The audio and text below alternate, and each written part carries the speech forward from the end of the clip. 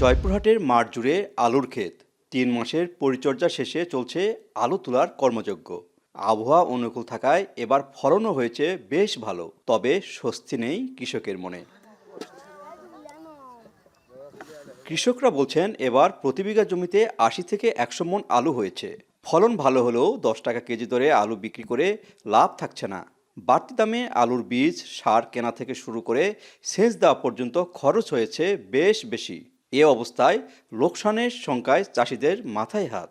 আমাদের আলুর বীজের টাকাই হবে না। তো আমি আলুটা কিনছি ৫২০০ টাকা বস্তা, আর আলু বেচছি ৪৮০ টাকা বস্তা। সারের দাম বেশি, আলুর দাম বেশি, কিষান দাম বেশি। ১৭০০ টাকার মতো পার শতকে পড়ে গেছে খরচ, আর বেচতেছেন ৮০০, ৮৫০।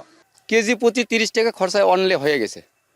আর আমাদের লাভ যদি ৩০-এর কিছু বেশি হয় তাহলে আমাদের কিছু লাভ হবে। ব্যবসায়ীরা জানান এবার অধিক জমিতে আলু চাষ হয়েছে।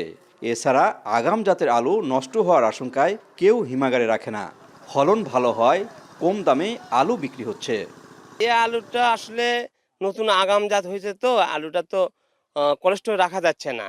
এটা এই জন্য তৈরি করে কম দামে বিক্রি করা লাগতেছে। যে আলুটা তুলতেছে এখন এই আলুটা রাখা যাবে না, এটা এই মুহূর্তে বিক্রি করা লাগবে। আর যখন কোলেস্টোর ধরবে তখন তো কি দাম হবে এটা বলা যাবে না। জেলা কৃষি বিভাগ বলছে আলুর দাম কমার বেশ কিছু কারণ রয়েছে। বিশেষ করে চাহিদার চেয়ে বেশি আলু উৎপাদন হলেও নেই সঠিক বিপণনের ব্যবস্থা। এছাড়া বড় আকারের সংরক্ষণ ব্যবস্থার অভাবকে দুচ্ছেন এই কৃষি কর্মকর্তা।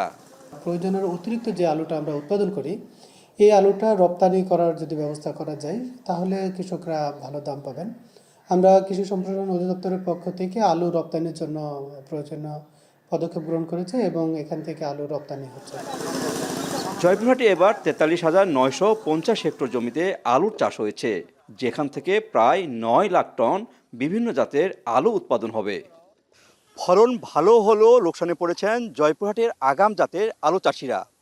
প্রতি কেজি আলু বিক্রি হচ্ছে ১০ থেকে ১২ টাকা কেজি দরে, যা উৎপাদন খরচই উঠছে না। আলু চাষিদের দাবি সঠিক বাজার ব্যবস্থা নিশ্চিত করে আলুর দামের ন্যায্যতা ফিরিয়ে আনার। জয়পুরহাটে কালাই থেকে মাজেদুর রহমান, এখন।